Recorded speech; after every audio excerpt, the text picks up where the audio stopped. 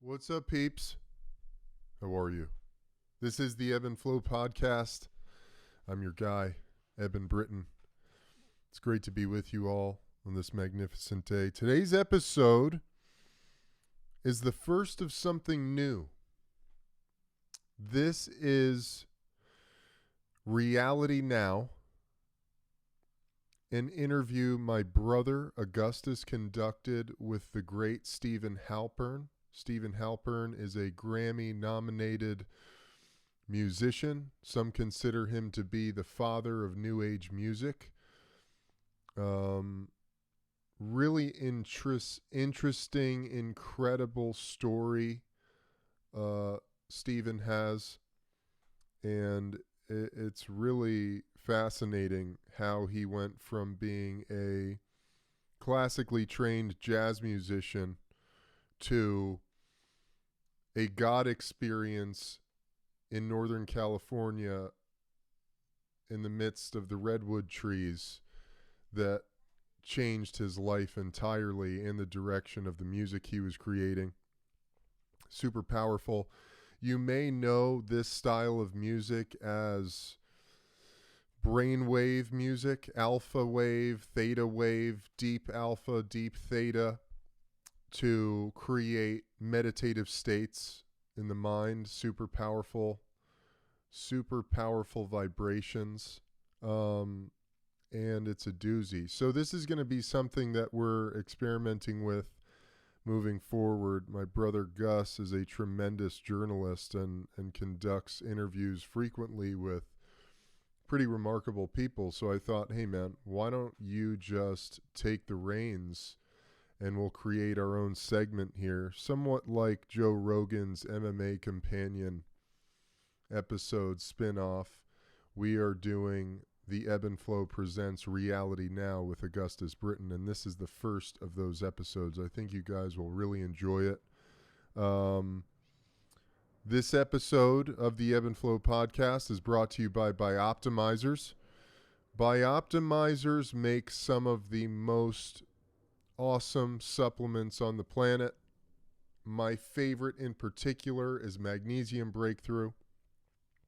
If you're looking to optimize your well-being, there's no better place to start than with your sleep and recalibrating your nervous system. Magnesium is vital to our well-being. Magnesium is a super powerful mineral.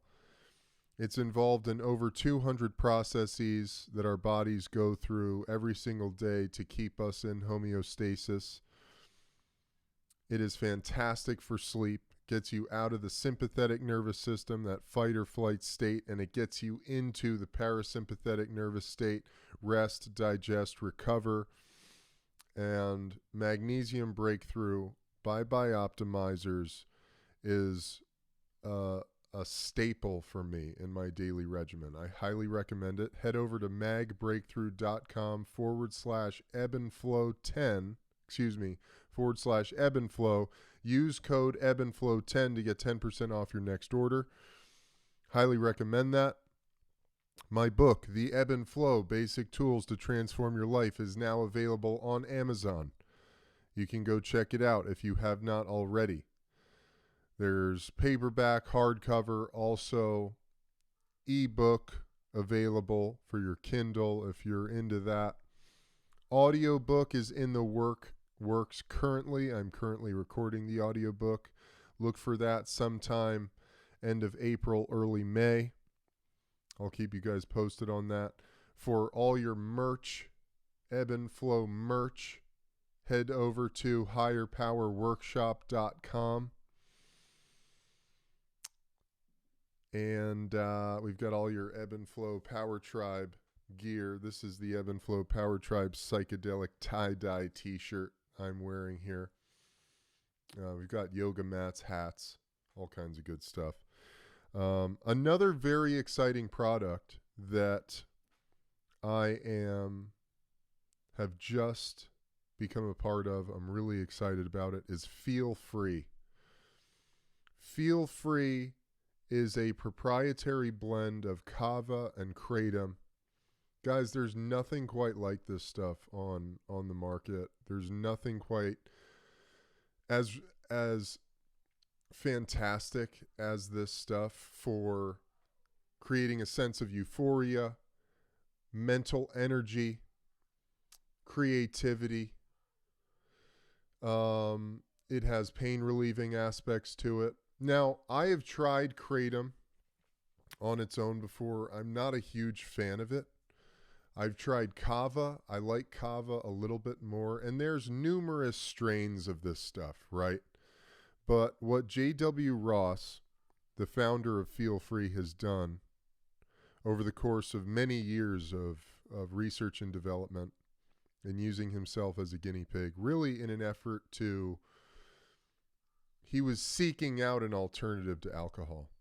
And he made something that is so profound, I can't really explain how awesome it is. This stuff, Feel Free. If you struggle with alcoholism, or if alcohol is something that you find is not doing you, is not serving you anymore, this is something that can help ease that transition off of alcohol and off of really many substances. It's fantastic. You can head over to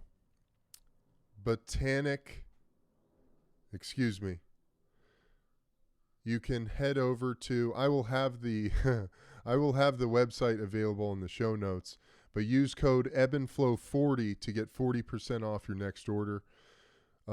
This stuff is pretty amazing, and I'm super stoked and grateful to be a part of it and on the Feel Free team. So look out for that. That's about it, folks. One last thing. I would be remiss. Head over to realitynow.substack.com to tap into my brother Gus's weekly newsletter. It's awesome. He's an incredible mind, heart, soul, and he does amazing work as well. So enjoy that. Enjoy this episode. It's an incredible one. Lots of love to you guys. Have a magnificent day, standing in your highest greatness, because we need you. Peace. You have unlocked the eternal link to internal source, the key of imagination, your admission, access to the enlightened dimension. A gateway at the junction of darkness and light. The place at which the chaos of our conditioned frame of mind give way to a life in constant flux, only to be mastered through vigilant discipline. Peaceful times may come, testing times may go. This is the Eben Flow.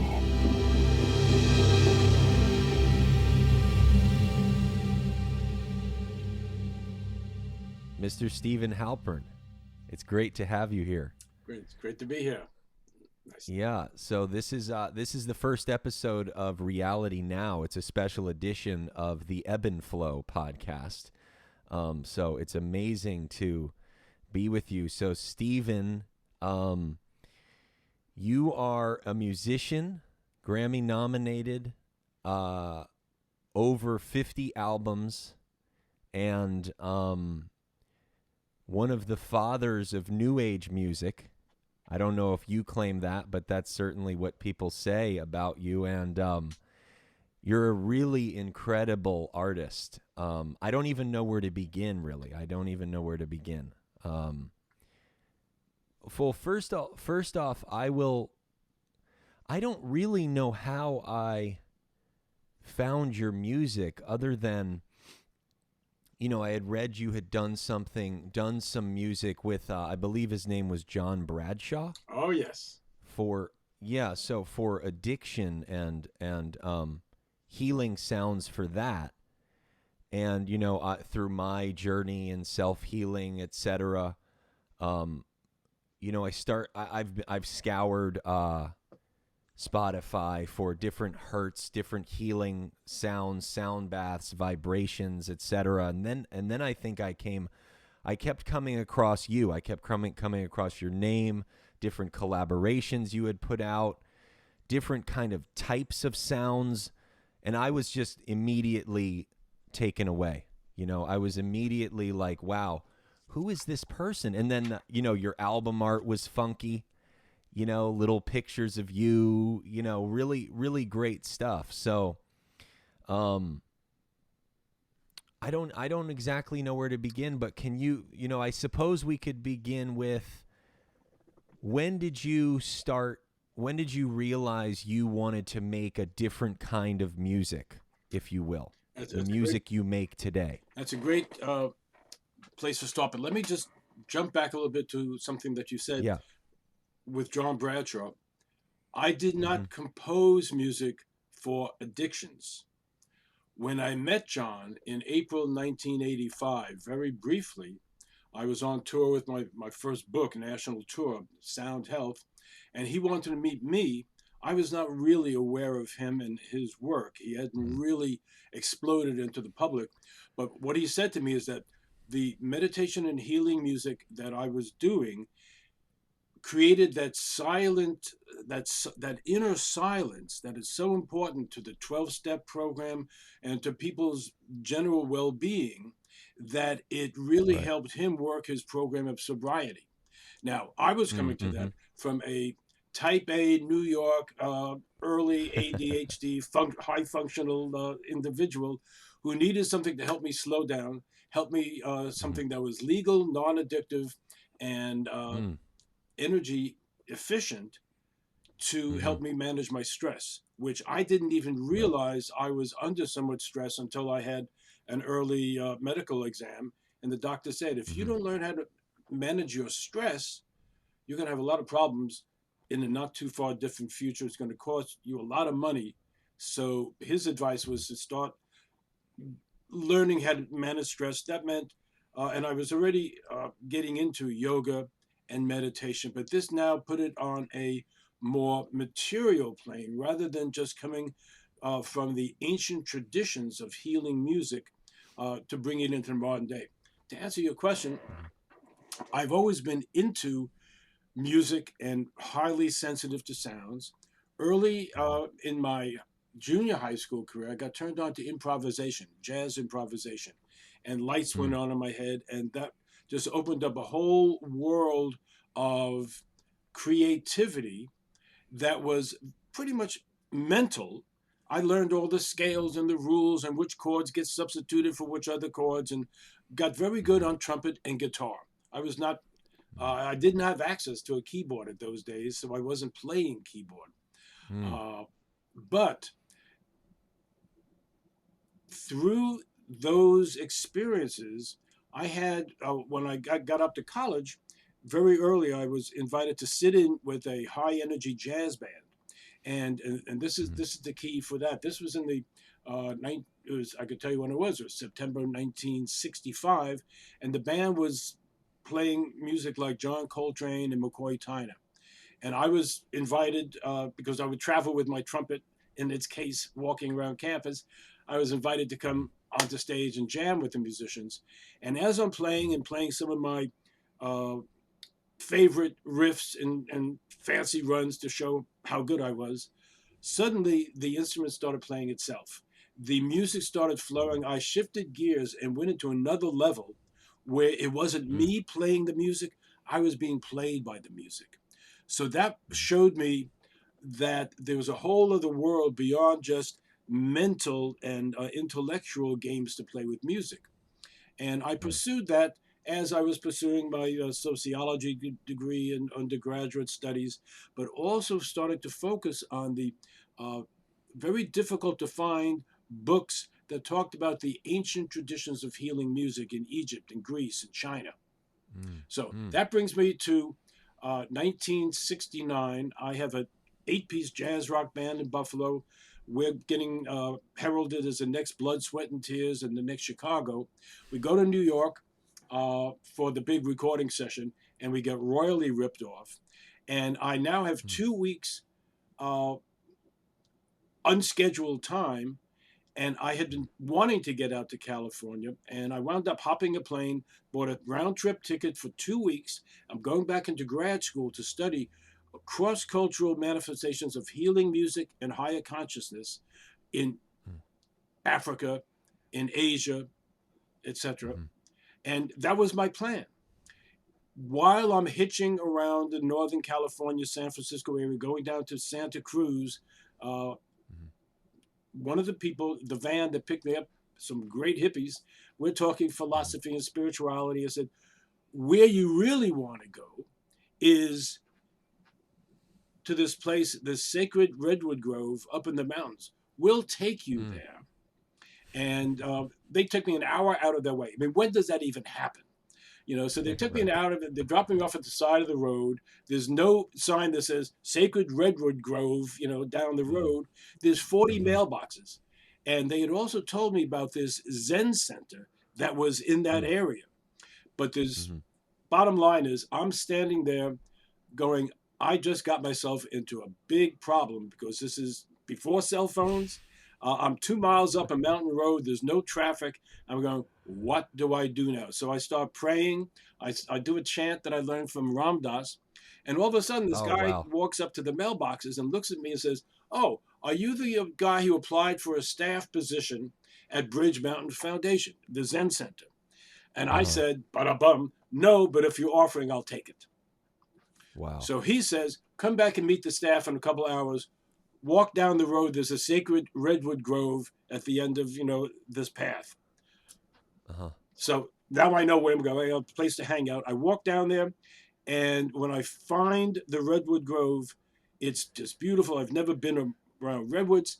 I get sat down and shift into a spontaneous, really deep meditation. And the answer to your question is I start hearing music that I've never heard before. And for one of the very few times in my life, I hear a voice saying, this is the music that you've been seeking to hear. This is the music that will be healing in the 20th century, Wow. based on what Pythagoras was doing Huh. back in ancient Greece, uh, the tradition of sound healing. But more than that, not just did I hear the music in a way that was Uh-huh. unlike music that I had heard before, but I heard the sound of the instrument that I didn't know what it was. It turned out to be the Mm. Fender Rhodes electric piano. But more than that is Wow. your job is to share this music with the world. Now I'm supposed to go back to graduate school. I have no money. I don't know anything about business. There's no way for a musician who's not signed to a major label to even record an album, let alone market it. So I don't Wow. think much about that. But I go back. Uh, I'm, I'm supposed to meet the staff. I go to the wrong building. There's a piano. I sit down at the piano and I start going into trance and start playing. And about 10 minutes later, there's 10 people in the room saying, who is this guy? And where did you learn to Wow. play like that? And can we hire him? And my life changed in that moment. And I gave up my graduate fellowship back at the University of Buffalo. And that place, being like Esalen Institute, which was the leading human potential center, no longer a Zen Right. center, but Right. every weekend, the leading practitioners and scientists would come through and lead workshops. And every Wow. weekend, the staff would say, oh, you got to listen to our new staff members' music. So I play some of the music. They say, very nice. Well, it's great for meditation. Uh-huh. And Dr. Stanley Krippner and Dr. John Lilly, who was famous for his work with dolphins and Right. LSD and Right. other Yeah. things, Yeah. exploring the Altered mind, states. uh, they say if you're really doing something that's unique, you need to prove Mhm. it, and you need to prove it with biofeedback research. Mm. And I'm going, Mm. I just left graduate school. I just told everyone, you'll never catch me back in graduate school. And I don't know anything about, biofeedback. Where do I even get access to that? And Dr. Right. Krippner says, as a matter of fact, I just became the dean of the most progressive humanistic psychology institute. And if you apply, I guarantee you'll get uh, accepted. And we have the best biofeedback equipment outside of UCLA and LA. And you could Wow. use it for free because you'll be a graduate student. And that's how my Wow. life changed. I called Buffalo and said, I'm not coming back. I was out there in California with a small backpack, the clothes on my back, my guitar and my trumpet, and had to start all over. And Wow. that was where I started. So I started going because the place where I was working, I had to work maybe 4 hours a day to clean and chop wood and keep the place happening. But I had a chance to go and sit at the piano and just let the piano teach me. And that's how I started learning what was going on with the new music. And when people would hear it, they would say, wow, that really sounds good. Can you make me a tape? That was in days when cassettes were just starting, when there were little reel to reels. And I would spend hours making individual tapes for people and realizing this is not time effective for me. I had no money. I could barely afford the price of the tape. And people said, thank you for the gift. I wouldn't, they wouldn't consider paying for it. So things kind of just sat non-public. I started doing meditation concerts, at which point people would say, we'd like to get an album. And I'd say, I'd like to make one, but there's no way. And at a Christmas party in December 1974, I'm sitting in with a jazz group with the legendary John Handy, and I'm sitting in on trumpet, and I do some of my fancy trumpet stuff. I'm still able to play at that point. And a guy comes over and says, you're pretty good. Do you have an album? I said, no, but I'd really like to. He says, I am just opening up the first multi-track independent recording studio, and I'm also the manager of the first record pressing plant in the San Francisco Bay Area. I said, where do I sign up? I'll be your first client. And I was in the studio 7 days later, and that's how I recorded my first album. And then I learned that recording the album is the easy part. Telling people about, communicating to people, marketing it, which I had no skills and no training in any of that. That's the hard stuff. And that's what I've been doing ever since, learning, making lots of mistakes, hiring lots of people who knew not much more than me and actually made some really terrible mistakes. But over the years, and certainly the last 25 years, I've learned much more effective ways of communicating. But all through, what has been my joy and following my bliss has been to get into the recording studio and let's see what music comes through.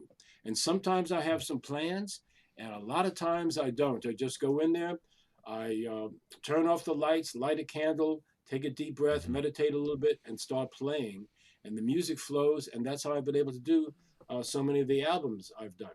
A lot of them are solo, and then some I feature great musicians like Paul Horn, or David Darling, or Paul McCandless, or Georgia Kelly.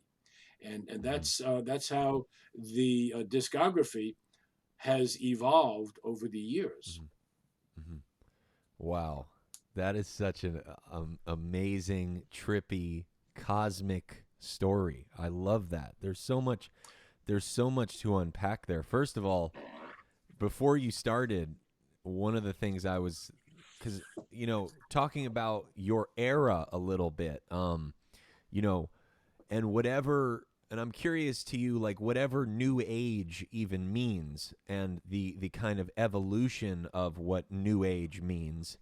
And I was going to ask you about Ram Dass for some reason. I mean, my brother and I are big, lovers of Ram Dass and his ilk. And did you meet Ram Dass, or what? Where did you get that prayer from that you said? Yes, when he was Richard Alpert, he gave a talk at the University of Buffalo before he went to India. He came back and gave a talk as Ram Dass when he came back from India. Many of us wanted to go to India, but I got the opportunity to go to California. Someone else in the audience, Jeffrey Miller at the time, became Lama Surya Das, went to India. So we were there, and Ram Dass gave us some of the chants that were later in his book, Be Here Now.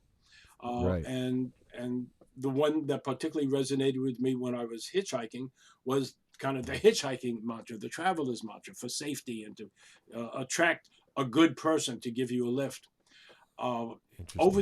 Interestingly, when I came out to California, I had no place to stay, and I hadn't thought through a lot of the thing. I had one phone number of somebody I knew from Buffalo who said, you could put your backpack here for a couple hours, but you can't stay here tonight. Go up to the university and see if you meet some people. So me and my trumpet go up to the university by Sproul Hall, which was where Mavio Savio was, had been given the talks. And I don't meet anybody. And someone comes up and says, what's that in the case? It's a trumpet. Well, we'll whip it out. Why don't you play? Because there were folk singers and conga drummers. I said, it's a trumpet. You don't play trumpet by itself. And he says, well, you're a musician, man. Do it. So the reason I'm mentioning this is within 1 minute after starting to play, this really happy young black guy comes by and says, hey, man, that sounds good. Why don't you come back to my house and we'll jam with my friend? He turns out to be later on Ram Dass's musical director. I mean, how about an interesting connection? And his partner, his friend, is Jai Uttal, who is now, of course, has become. Oh, I love Jai. Right. Jai has some great songs. Right. My first jam session was Jai and Charlie in 1969. Wow. And in their little apartment, and I wound up sleeping on the floor because I had nowhere else to go. So that was the beginning. Now the other thing, I'll show you two things.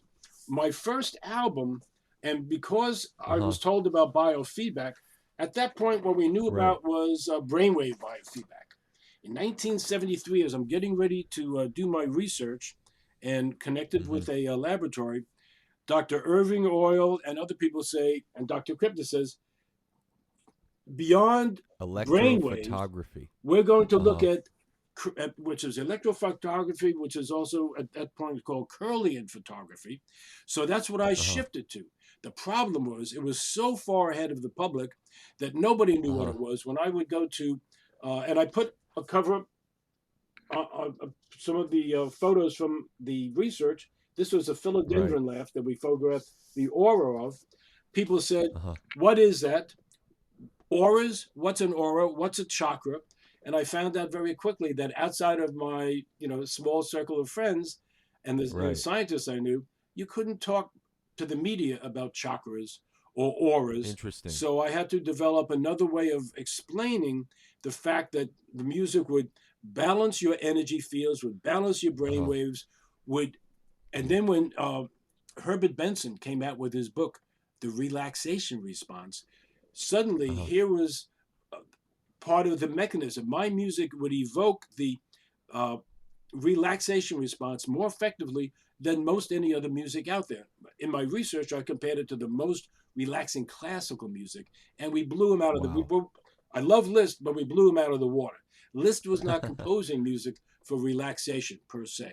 Amazing. I was. Now the other part of that is that in the process, I started learning that there was more going on than just deep relaxation, but I couldn't talk a lot about that in terms of chakras, in terms of brainwave entrainment, but people would feel the effect immediately. And that's what got me onto all the TV and radio shows in the early days. I was in LA and got a call from my little part-time agent at the time and wound up that night showing up on the Tom Snyder show and played the first chakra balancing version of my chakra suite on mainstream TV. And it just fell into my lap. And that really started exposing my work to a much larger audience. And when I'd appear at some of the conferences, people would say, well, we'd like you to do your talk and play your concert at this event in Chicago or Cincinnati or New York or Miami. And suddenly I'm flying around the country being invited to speak about sound healing and to perform sound healing concerts. And that's how the field really began. You asked earlier, would I make that claim? And I do. And as I've been working on my the claim of being a father of New Age music, right? There was no one putting the music for healing or New Age music for meditation, healing, relaxation, etc., out there in a public way. There were a number of us who were starting to hear this new music, but I am the one who was pushed and. Not having the money to pay the rent is a great thing that pushes you to learn how to communicate, learn how to get the music out there. And before I brought my music to stores, there were no meditation healing albums in any store anywhere. There were some yoga albums, but they were, that's not music per se. That was part of what I brought out. And then following me, a lot of other people started coming in. And I actually did the first multi-artist distribution network, because stores will say, well, we love your album, but can you get us some other albums? And I knew of a couple others, so I just bought them myself and brought them to stores. I was very happy to get out of that part of the business. But Right. as I say, in the early days, there was no one else who was doing it. And Yeah. I was also the one who was writing articles about it. And to this day, Yeah. as I've been working on my memoir, Uh-huh. I've written more articles about sound healing that appeared in all the New Age magazines and so many other places than anyone else in the field, everyone else combined. And Yeah. that's just a reality. It just, over 50 years, you build up a lot of media Right. coverage. Yeah. Wow. So yeah, I mean, there's, you can throw a rock in certain cities, and you hit a sound bath, these days, or Right. you hit a class that offers chakra balancing crystal bowls, or etc. So I can only imagine, but I mean, you were like similar to Ram Dass. I mean, he was, one of the people, you can probably count them on your hand, that was a Westerner that brought back things from, outside of America. I mean, it's interesting that you didn't end up needing to go to India to finding the, or to work to any of those places you had mentioned to find the, to find this calling. But, so there's so much here I'm curious about. So you came from New York City. I'm actually from Brooklyn originally, so I relate to, I don't know. I understand, you had mentioned the kind of type A energy that you had, and the music you were creating. When you had that experience in the redwoods, I mean, that's a pretty unbelievable, incredible experience to have. I mean, was there a process for you where you were like, okay, wow, I'm not playing jazz anymore. I'm trying these new instruments. That's a remarkable thing to have happen to you. I mean, what was that like? I mean, giving me the chronology, it sounds kind of simplified in a way, but I imagine there was a pretty big surrender there, possibly, to this new calling you had. Oh, absolutely. My career trajectory, when I really was mentored by some of my faculty advisors at University of Buffalo, before Joseph Campbell made famous the phrase "follow your bliss," Mm-hmm. Dr. Jeremy Taylor, who became a very famous dream authority and person in that field, was one of my advisors. He said, "Well, what do you really like to do?" Well, right now, I really want to learn more about improvisation and get to be really, the context of some of my other mentors was to connect with our muse. So I wanted to connect with my muse. I wanted to make that connection that Robert Creeley would talk about in terms of the ancient Greeks, where the artists and the musicians would commune and connect with their muse. I wanted to have that Mm-hmm. happen for me. And when it started happening, it was okay. This is incredible. Now, what do I do with it? I was still in those in the early '70s playing guitar and trumpet in bands, uh, and it was clear that that was a lifestyle. And I didn't get arrested, but I got fired by the manager of one of the nightclubs my band was playing in because I was doing a headstand during a break, and he said that's Uh-huh. illegal. I said no, this is yoga. I need, I'm standing up all night. It's a smoky lounge. I need to, Wow. I was well, and from another club, I got fired because I was taking too long a guitar solo and people were coming to watch me play guitar because I had some of the New York, stuff, the New York chops and ideas and energy. And the manager said, people aren't dancing. They're not drinking. They're not Mm. sweating. You're fired. Mm. So, I had Wow. that was pushing me up. But when I heard, in fact, that first month in California, um, a band I was sitting in with was opening for Herbie Hancock, the great musician. He had one of the first Fender Rhodes that Miles Davis had turned him onto. And during the break between the band that I was with and Herbie, he was doing his sound check. My back is turned, and he does an arpeggio, as I've done thousands of times since then. And I basically almost go out of my body. I said, "What is that?" And I turn around, and it's Herbie playing this instrument that I'd never seen.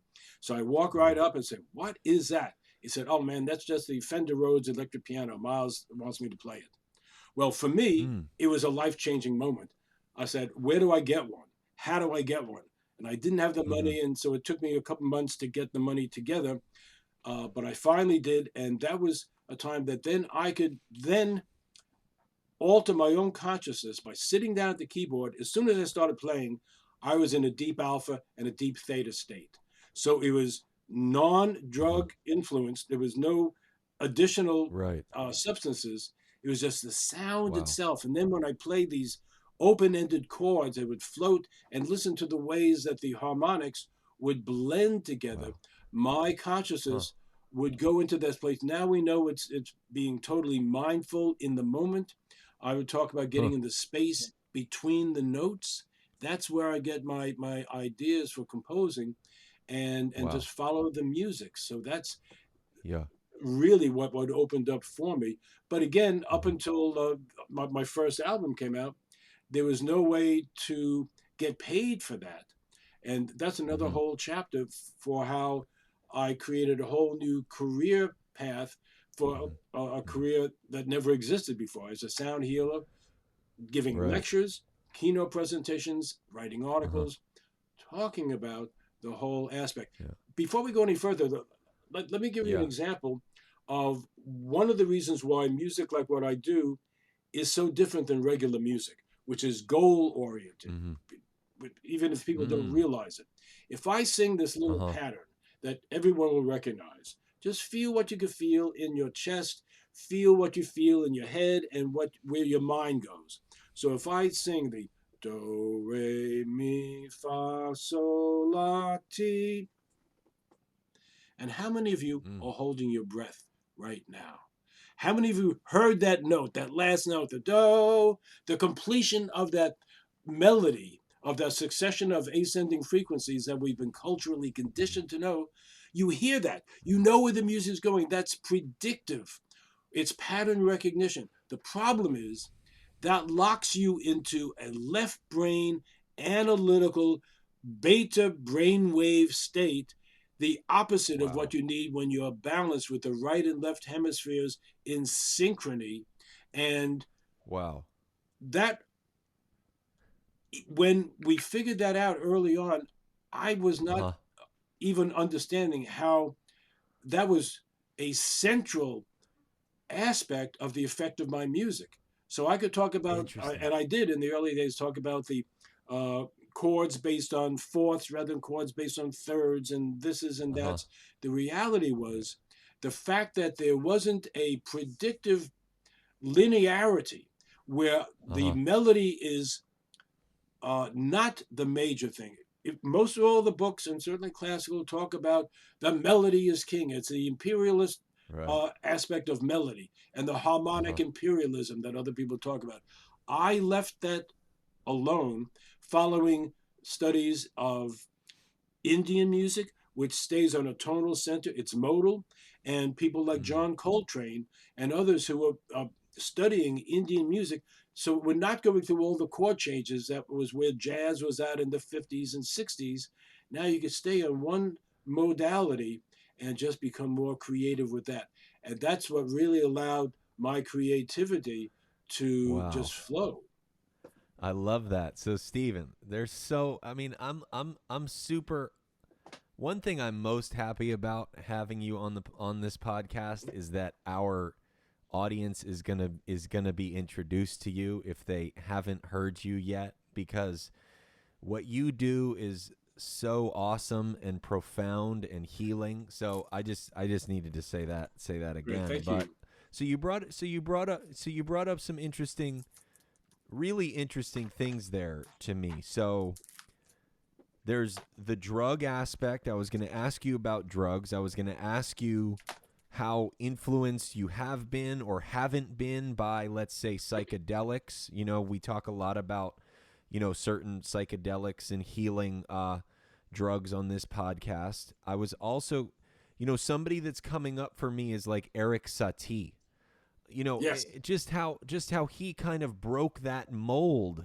You know, I'm not saying his music is like yours or yours is like his, but I don't know. You know, in the oeuvre of classical music, he's always been interesting to me, how he played with notes differently. So there's the drugs and also editing. You know, and we can go through these one by one, but I'm curious how much editing you might do.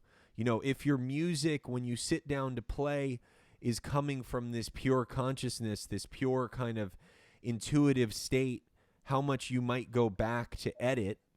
And then also how you decide what instrument you want to play. I'm really curious, like, what are these? Because I don't really know what instrument. Like, I love the collaboration you do with Jorge Alfano, I believe that's his name. You know, I can tell what instrument it's like some sort of flute. Right. But you know, I don't know, and I'm not a musician, you know, so I'm curious what you do. Is it synthesize? How do you manipulate the keyboard to create the alpha or the theta, wave? And then, so let's start.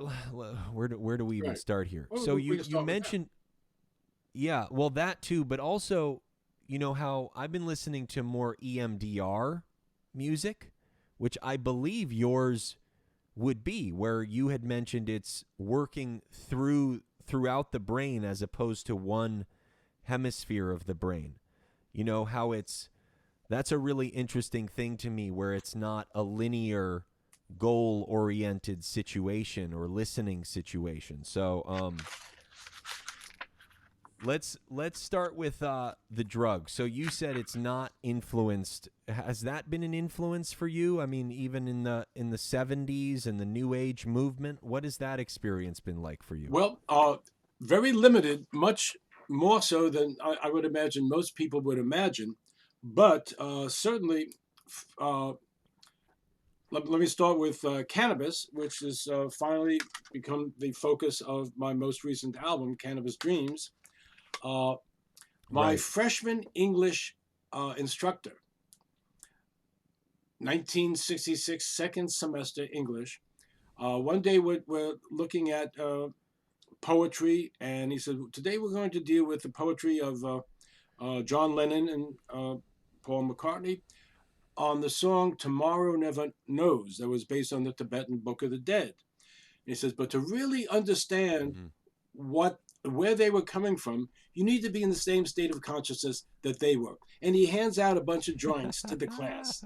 And we took up, and no, wait, what grade was this in? well, this is now freshman English. So this is, I was a freshman. Wow. So now Amazing, Michael amazing. Aldrich is now Dr. Michael Aldrich. He was one of the founding people who helped cannabis become legal. His early group was Lee Mar, and then, of course, there was working with so many other groups. So he's a legend in certain aspects. And for me, that was the first time I ever really listened to music, having smoked even part of a joint. And it made it, just like I had been reading about, you could get more into the music. But now I was just a listener. I was a consumer. When with as it wasn't until that time that pot, weed, whatever one wants to call it, was even available to us at the University of Buffalo, at least in my group. Right. So, but shortly thereafter, that summer, I started getting access and started exploring with that. And when the Beatles came out with Sgt. Pepper, and when my bands, the band members would toke up before we go on stage, it was a way to get really focused and more into the music so that you could block out distractions. And listening to Sgt. Pepper, both straight and with smoking, and at least once with LSD, that final chord of A Day in the Life was was like a university class, listening to all the harmonics. And it wasn't until like 45 years later that we found out it wasn't the drugs, that George Martin had recorded like 10 different pianos and they were all slightly out of tune. And that's how they got all the harmonics and all the overtones. But for me, it was a way to get really access deep listening. And my physiology, just like I was never able to drink a whole can of beer, my body just wouldn't accept it. I pretty much never smoked a whole joint at once. My body just won't do it. So I was an early adopter of microdosing. So I would have a toke and then use my mind to take me where I needed to go. And that would be in the studio, which is also totally quiet and anechoic, which became my sound temple. But so I don't know if it's half of my albums. There might be a toke going on. Some albums were done totally nothing at all. Obviously, the album called Cannabis Dreams, every track was recorded being inspired by a certain strain of marijuana. And that became a bit of a research project because certain strains, when I would have a toke, I could hear the same music that I heard the week before when I was in the studio. Now, no one has done any research on that. No one has written about that. It was part of my experience. But, and I'm grateful for that. And now that the growers and the dispensaries tell us what the suggested effects might be, just like I would talk about the suggested effects of the music, I'm really happy to see more spirituality coming back into the world of, quote, recreational cannabis. But for me, it was always just going into the studio, which was a totally soundproof chamber, not the control room, but the actual room that was recording. I became a bit of a legend at the Music Annex where I was recording in the 70s and 80s because I would tell the engineer, if the session starts at 1 o'clock, take a half-hour break. Just let me be in the room. And he says, what? You're going to pay us and you're not going to do anything? I said, no, I'm going to do something, but you're not going to be able to see it. I'm going to meditate. I'm going to tune in. I love that. And a half hour later, he comes in, turns on the light, and we start recording. And the rumor was, we don't know what he does in that half hour. It's called meditation. But when he starts playing, he doesn't make mistakes. So it's like first take. So I didn't have to do a lot of editing in those days. Okay. Now with last 20 years with digital editing, there are a lot of things. I may spend 20 minutes just getting the last 12 seconds of a song to fade out just right to bring in these different other things. I've been working with a great engineer for 25 years, but editing now is a whole lot more sophisticated, and we could do things that we could never do back in the old analog tape days. But what I also learned early on is if my fingers hit a note that I didn't want to hit, we could go back, but I couldn't just punch it in because I couldn't remember what I had just done. So I had to do the whole song over. So that was another part of my process. In concert, when I would, as my father would say, when you made a mistake, if I hit a note that clearly wasn't something I intended, probably the first time I might have apologized to the audience, I found out that the audience never heard it. They were in the state, they were in the experience. And for me to say, oops, broke the spell, so I would notice it. It was my job to get back into the zone, get into the flow, and then play from there. And that's been how my albums have proceeded over the years. Interesting. So okay, so that's really, I love that. So when you, because I was going to say, to kind of walk me through the process of creating a song. So so previously you meditate, you tap in, and then, you haven't written the song. There's no notes written out. So when you're playing the song, it's improvisational, if you will. It's intuitive. So then you're just, and I'm curious about the instruments you play. So you're just sitting in front of the keyboard, the engineer hits record, and you are moving your through your heart out into your hands to whichever key is calling you to create the next sound in this particular song? Not quite. Okay. Let's just circle back a bit. Certain Yeah, pianos. I know. I'm sorry to put words in your mouth. I'm just No, trying that's to fine. walk through it. I'm trying Right, to right. imagine the experience, you know? When I had my Fender Rhodes electric piano, we would be able to add some reverb and echo, and now it's a much more sophisticated effects chain. But pretty much it was I plug it in and I plug in. I'm right there. On grand piano, my engineers, I would always work with them to use the microphones to get more of the overtones, the exact opposite of what other engineers and other artists want. Because they want just the note and I want all the aura of the notes. But when it comes to synthesizers, there's always been some sounds that take me right into another zone and some that I hate. So I don't use the ones I hate. I don't play certain, when the DX7 was the best synthesizer that you heard on all the albums, I would never play one because the sound itself of all the sounds that it would make felt like little needles and pins sticking me. Didn't allow my creativity to flow. So I've identified on all my different electronic keyboards some of the sounds that when I play them take me into the zone. On an album called Higher Ground, I had stopped into my local music store on the way to the studio because it was on the way. And the manager who knows me says, "We just got this new keyboard and you're going to love some of the sounds." So I said, "Okay, let me hear it." He plays one sound. It was called Merlin. Okay, a great name. So somebody knew something was happening with it. And I immediately go into an altered state and I say, "Great, I'll buy it." And he says, "Don't you care what else it could do?" I said, "I don't care. It gets that sound and I'm already." Wow. So I took it to the studio, I plugged in, and the whole half of the album called Higher Ground unfolded. So the sound itself, when I would then play different chords, I could play the same D minor suspended ninth that I played on another sound that was just When I used that sound, I was off into space and the whole recording flowed from there. Then I would come back and do overdubs. So the sound itself has always been my muse also that would get me into the state. And those are the instruments that I've bought.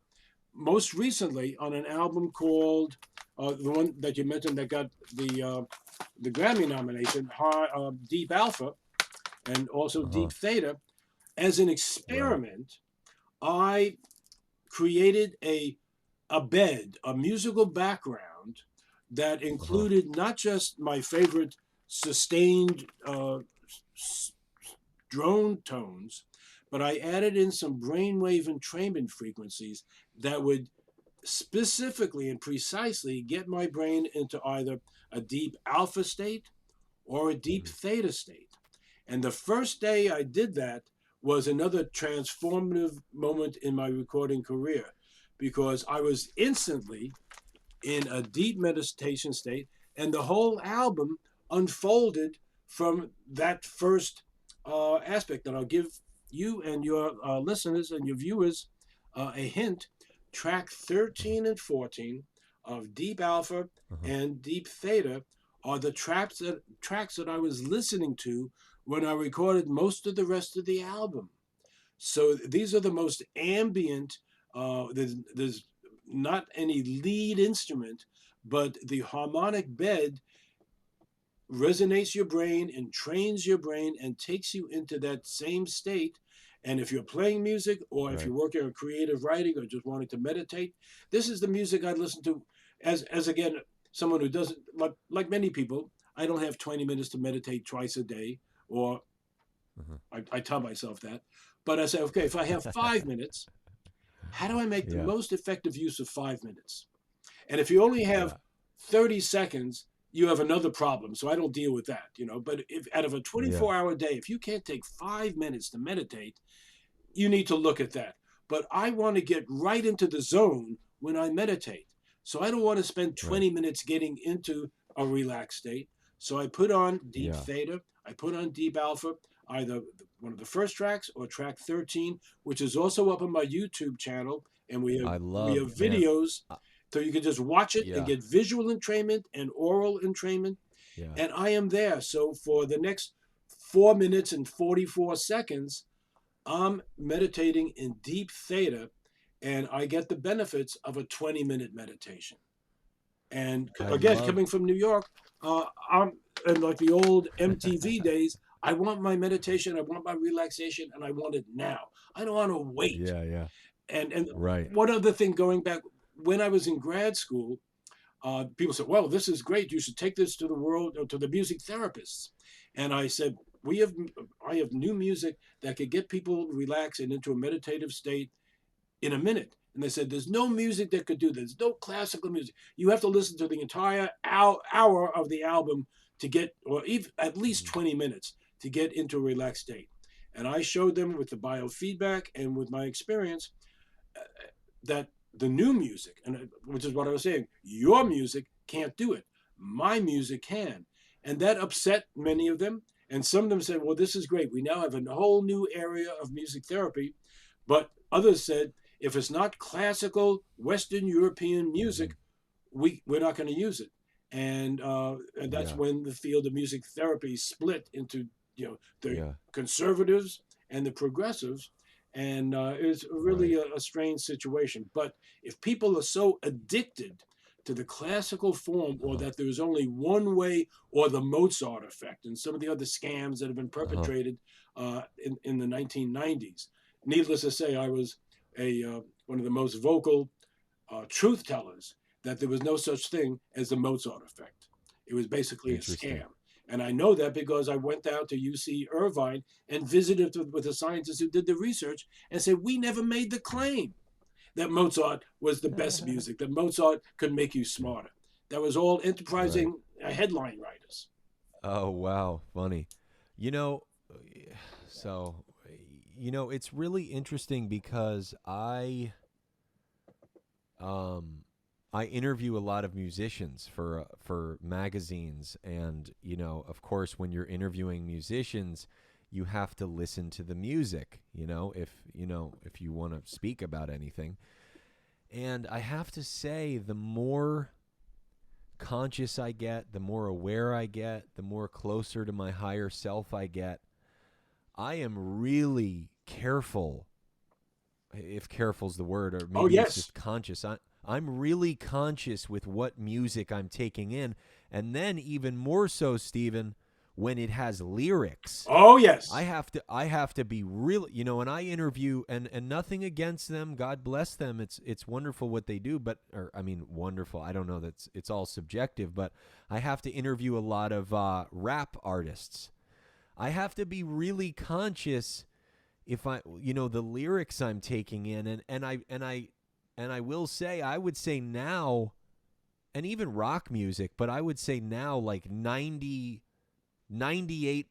of the music I listen to is music like yours, and then the other music is almost like this guilty pleasure I have. And then even when I'm listening to those, I try and find the ones that have more positive lyrics, that I'm, that I can feel, that, because I can really feel it. I'm really sensitive to the lyrics and the sound, particularly the lyrics, but I can feel the sound affecting me. And so then another thing I wanted to ask you, first of all, I love that Deep Theta song, the track 13. That's the one you did with Jorge Alfano. That's on Deep Theta 2.0. That's the one that I featured, the Shakuhachi and the Bansurai.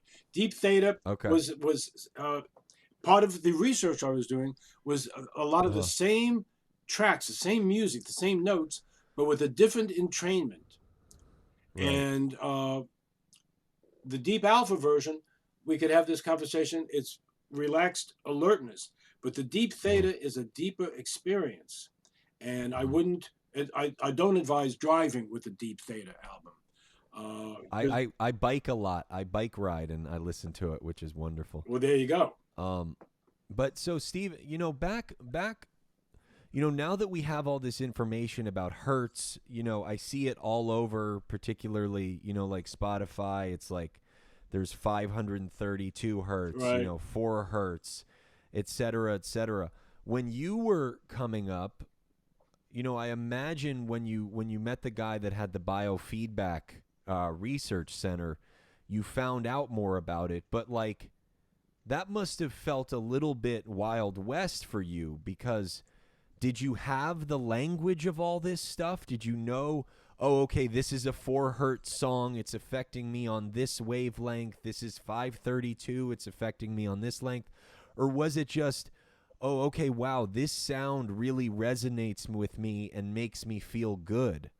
Well, How did that, when did you start, getting the actual verbiage of, okay, this is 4, this is 5, and 532, so on. This is theta, this is alpha, I actually started learning about that during my last months at the University of Buffalo, because Charlie Tartt's book on altered states of consciousness had just arrived in the bookstore, and I borrowed it.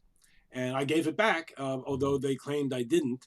But that was part of my opening to some of the research that was going on. I thought a book that talked about higher states of consciousness, I would get high reading it.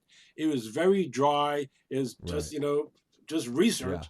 Yeah. And I would joke with Charlie Tartt when I met him years later that was the experience. But there's also 2 things about your question.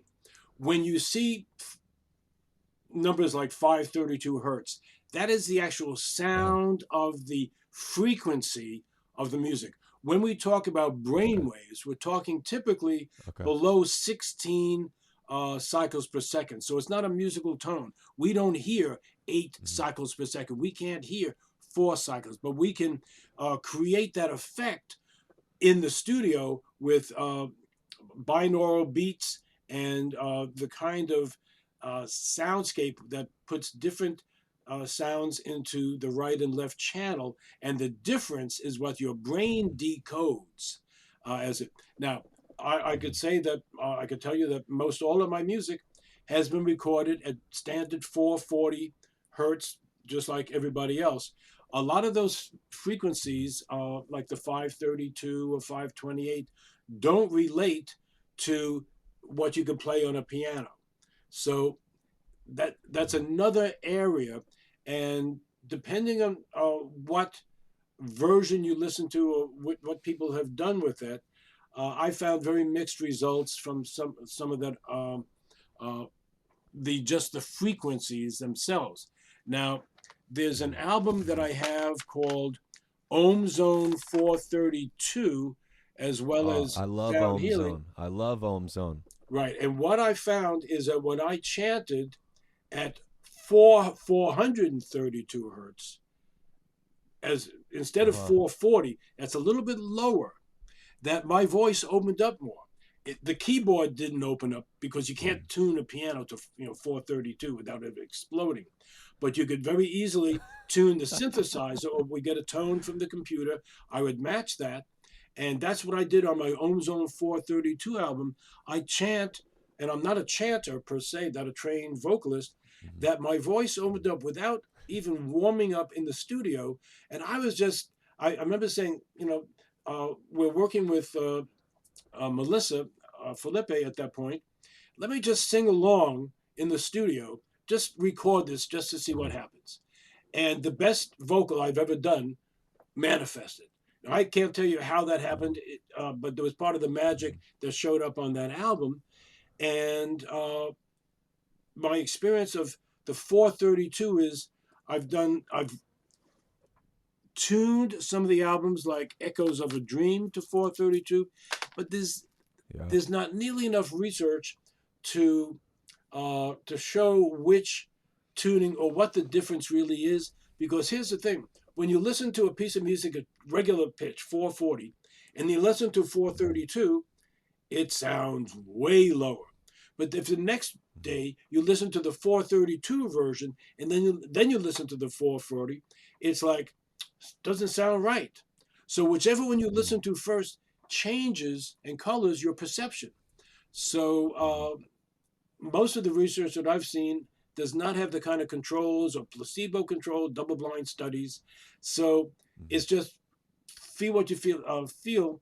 What I also know is good music recorded at 440 is much better than bad music recorded at 432. And I won't mention names of some of the musicians who play some of the bad music, but they're out there. Some of them actually have done some really bad rip-offs of my own albums, and I could tell. Interesting. And that's interesting. Yeah, I was actually curious about that. I was curious if there's almost like counterfeits. Oh yes. Of the healing frequency music. I was wondering, because I'm just like, because I was talking to a friend. Okay, so there's a couple things. I'd love for you to explain to the layman what alpha and theta means and delta. But I was also curious, my friend sent me some tapes a while ago, and he was like, man, look at this. He was like, man, look at this guy on YouTube. He's got, millions of likes on this song. I'm not talking about you. I'm just some random person offering, quote unquote healing music. And my friend was like, what if I just got a synthesizer and started putting some notes together?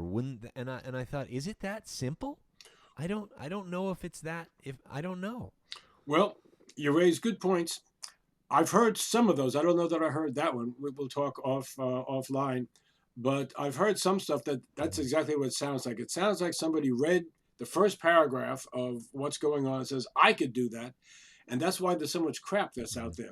Not only that, Spotify and some other companies are now using AI to compose. And I know I've heard some of that because for me, it's like fingernails on a blackboard. And it just, I just have to get it off. It's like you were talking about rap and some of this stuff before. Even when I'm watching the Grammys a couple of times ago, when The Weeknd came on with that blinding light thing, I started having an epileptic seizure.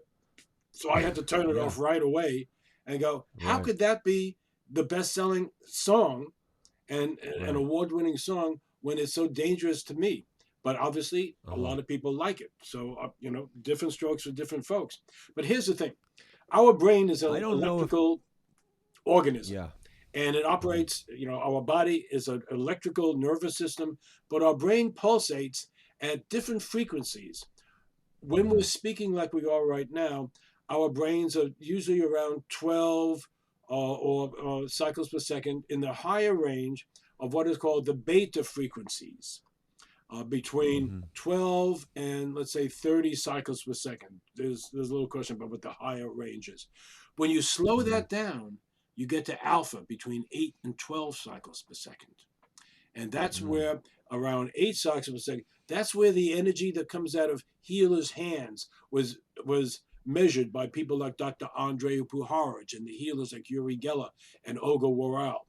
When you slow the brain waves down more, you get into the theta range, and that is where deeper healing happens. That's where more creativity happens, and that's also where, when you're in that state, you are better able to communicate, to instruct your genes to express for optimal wellness. This is what Deepak Chopra's recent book on super genes talks about, and a lot of that is based on the work of Bruce Lipton.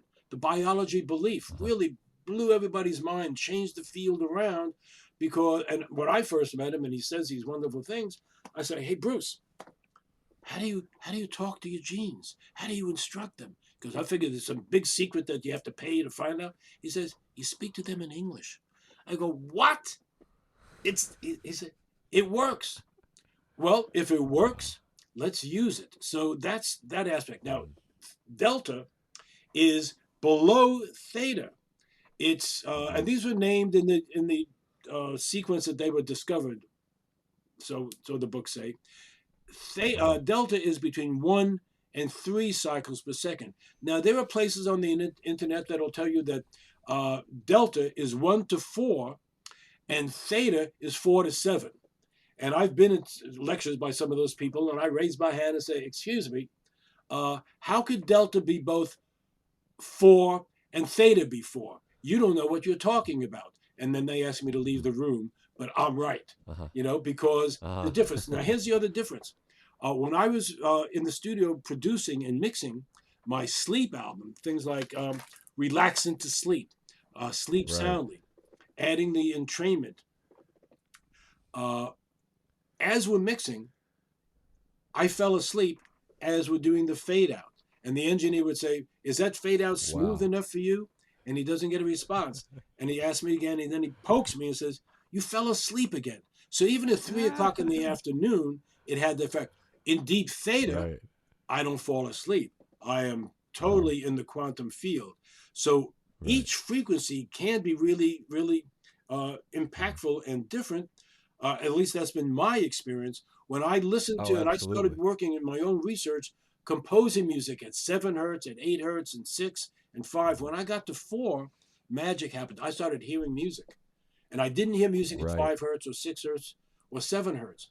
Now, I don't know if that's just for me, but when I find something that works for me, I use it, and I continue to use it. And I Yeah. remember when that happened in it was on 11/11 2010. I just got my new keyboard, and I look at my engineer and says, "We're going to be doing a lot of recording at 4 hertz from now on, because that takes me into my sacred space where the sound Uh-huh. temple opens up, and I am tuning into the quantum field." Mm. Well, I believe that's beautiful. Thank you for that. And I believe they say that when you're meditating, you're tapping into the delta field, which might be why when you that's wrong. I see you shaking your head. That's not what I've heard from everybody else. Delta is sleep. So alpha Okay, and so theta is meditation. right. Okay. Well, what's interesting is that sometimes I fall asleep during meditation. So Oh, then maybe you're going beyond the alpha and theta. So yeah. delta is like at 1 hertz. Is One, that two, what or you're saying? three. That's sleep. Okay. Is there something? This might be an esoteric question. Is there something below that? Is there a cosmic hum below that potentially? I don't know that it's below. Well, on one level, yes, but we can't hear it.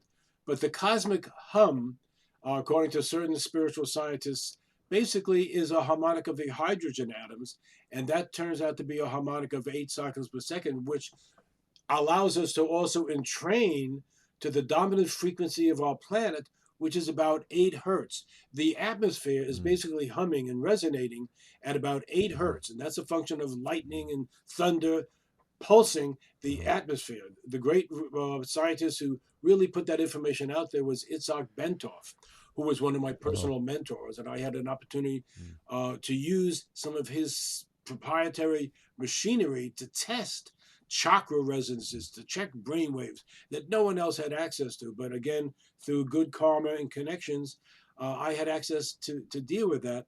So that's when we talk about the cosmic ohm. Some scientists right. and spiritual mystics say that the universe is humming or oming, but it's below the threshold of our hearing. But when you step up those Mm, frequencies and double and double and double octaves, you get to about 8 cycles per second. And that's the Earth resonant frequencies. Technically, it could be 7.83 to 8 cycles per second. Again, that's the frequency that many psychics have been measured the energy coming out of their fingers at 8 mhm. hertz. So that's why Wow. we know that that's the thing. And in the early days, alpha waves was the big deal. We didn't even know about theta or some of the other things. But Huh. there are different levels of alpha, different. You need to start getting more specific. But on an Right. album like my Deep Alpha, everything has been cleared. I get it cleared by spiritual mentors and other people, so we know Mm, it's all safe to listen to.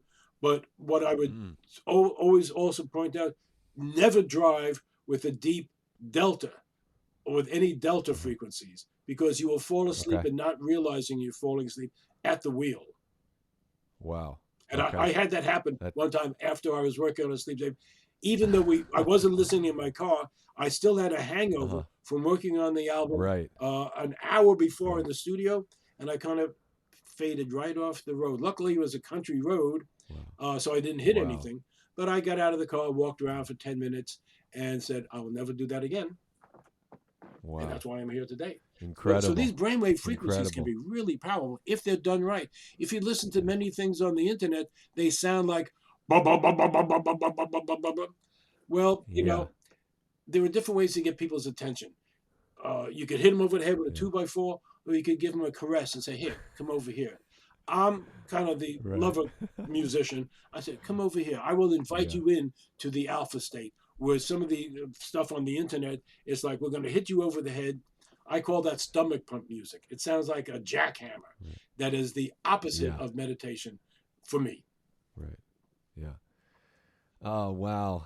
Well, thank you so much, Steven. I mean, we're over an hour, and we scheduled for an hour. I feel like we could be here for another 3 or 4 hours, or, you know, I there's so much, and maybe you'll come on again and talk to us again, and my brother can be on too, because my brother listens to your music and he loves it, and we're just, you know, big fans of yours, and you're a treasure to, you know, to the world, really. And I'm super excited and grateful to introduce you to as many people as possible. So and thank you for that.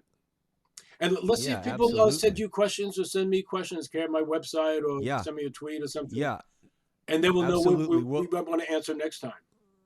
For sure. I love that. And all of your information, we'll put it in the show notes. And my brother Eben will do an intro to this episode. So you'll be totally out there on our feed there. So Delighted to be there. Well, Steven Halpern, father of New Age music, thank you so much for being here today. I'll probably go for a bike ride now and listen to some more of your stuff. All right. So Great. Have a great until ride. next time. Thank you, sir. Bye. Bye.